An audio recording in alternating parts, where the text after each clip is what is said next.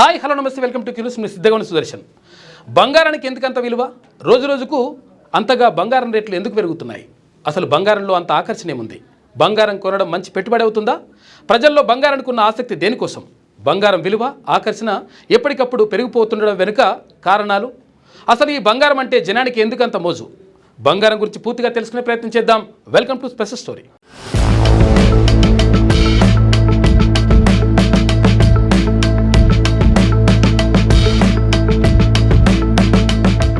అసలు బంగారానికి అంత వెలకట్టాల్సిన పని లేదు అంటారు కొందరు. అదొక మామూలు లోహం మాత్రమే అని ఇంకొందరు అంటారు. దానిలో ఉత్పాదక విలువ అంటూ ఏమీ లేదని కొందరు ఆర్థిక నిపుణులు చెప్తుంటారు. నగలు చేసుకోవడానికి తప్పిస్తే దానిలో మరే ఉపయోగం లేదని వాదించేవారు కూడా ఉన్నారు. కానీ అదే సమయంలో బంగారానికి అంతర్గత విలువ అధికమని, అదొక విలువైన ఆస్తి అని చెప్పేవారు ఎక్కువగా ఉంటారు. భూములు, షేర్లు కొన్నట్టుగానే బంగారాన్ని కూడా ఇన్వెస్ట్మెంట్గా చూస్తుంటారు. మరికొందరైతే ఈ పెట్టుబడి విలువ అయినా ఏ పెట్టుబడి విలువైనా పడిపోవచ్చేమో కానీ బంగారం ఎప్పటికీ తగ్గదని నమ్మకంతో చెబుతుంటారు.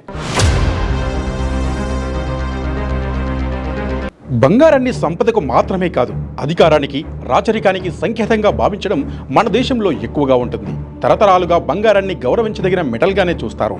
ఇక బంగారానికి పూజలు చేసే సాంప్రదాయం కూడా మన దగ్గర ఉంది.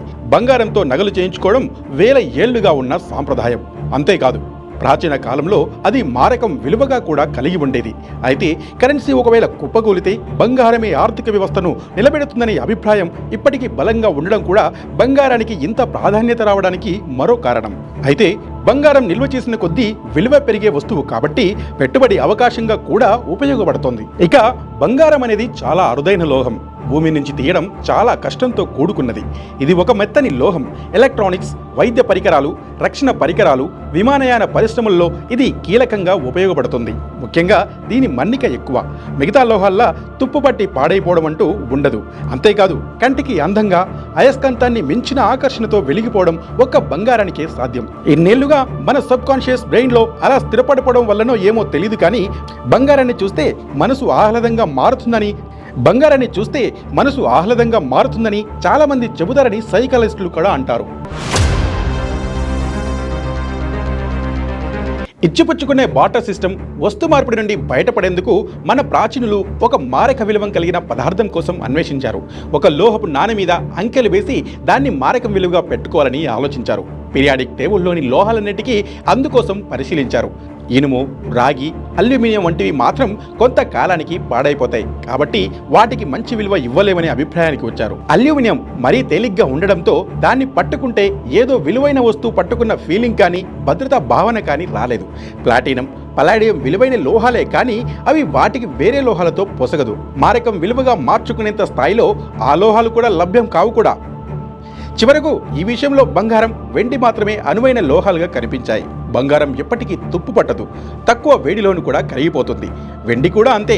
ఈ రెండు లోహాలను కరిగించి మరో రూపంలోకి మార్చడం సులువు. అందుకే ఈ రెండు లోహాలు అనాదిగా మారక విలువతో వెలిగిపోతున్నాయి. వెండిని కూడా పాలిష్ చేసి మెరిపించవచ్చు. వెలుగులో ఈ లోహం కూడా ప్రకాశిస్తుంది. కానీ బంగారానికి ఉన్న ప్రత్యేకమైన ఆకర్షణ, చెక్కు చెదరని మెరుపు, అందమైన రంగు మాత్రం ఇంకా దేనిలో ఉండదు.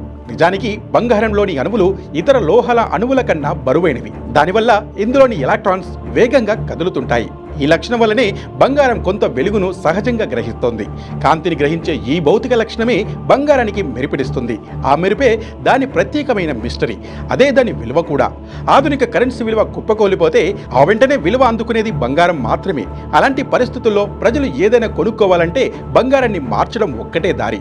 మనిషి ఇతరత్ర జంతువుల్లాగే సంఘజీవి. పూర్తి స్వతంత్రం కన్నా నలుగురితో కలిసి బ్రతకడానికి ఇష్టపడతాడు. ఒంటరిగా బతకడం కన్నా 10 మందితో కలిసి బ్రతకడమే మనిషికి హాయిగా ఉంటుంది.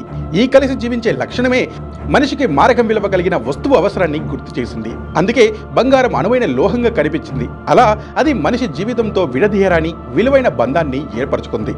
అందుకే బంగారంతో మనిషికి మానసిక బంధం ఏర్పడింది. బంగారం ఇప్పుడు మనిషికి మాత్రమే కాదు, సమాజానికి అంటే దేశానికి సంపద చిహ్నంగా కూడా మారింది. ఒక దేశంలోని కరెన్సీ విలువను ఆ దేశంలోని బంగారం నిల్వలతోని లెక్కగడతారు. 8,133 మెట్రిక్ టన్నుల బంగారం నిల్వలతో ప్రపంచంలో అగ్రస్థానంలో ఉంది అమెరికా. ఆ తర్వాత 3,350 మెట్రిక్ టన్నులతో జర్మనీ 2వ స్థానంలో ఉంది. 3వ స్థానంలో ఉన్న IMF అంటే ఇంటర్నేషనల్ మానిటరీ ఫండ్ దగ్గర 2814 మెట్రిక్ టన్నుల బంగారం ఉంది. ఈ వరుసలో భారతదేశం 840 మెట్రిక్ టన్నుల బంగారం నిల్వలతో ప్రపంచంలో 9వ స్థానంలో ఉంది. దీన్ని బట్టి ఏమర్థమవుతుంది? ఒక దేశం విలువ కూడా దాని దగ్గర ఉన్న బంగారం నిల్వలపై ఆధారపడి ఉంది. అందుకే బంగారం దేశానికి సంపద, మనిషికి అదొక భావోద్వేగంతో కూడుకున్న ఆస్తి. అదే బంగారానికి ఉన్న స్పెషాలిటీ. ఇది ఇవాల్టి స్పెషల్ స్టోరీ. చూస్తూనే ఉండండి క్యూ న్యూస్. మీ సిద్ధగౌని సుదర్శన్. మీ వ్యాపారం అభివృద్ధి కావాలని కోరుకుంటున్నారా? అయితే వెంటనే క్యూ న్యూస్ని సంప్రదించండి. Schools, colleges, banks, shops, office promotions, land promotions, political promotions, restaurant promotions, hospital promotions, పుట్టినరోజు వేడుకలు, శుభకార్యాలు, వ్యాపారాలు ఏవైనా, సందర్భం ఏదైనా ఇప్పుడే క్యూ న్యూస్ ద్వారా తెలియజేయండి. మీ వ్యాపారాన్ని అభివృద్ధి చేసుకోండి.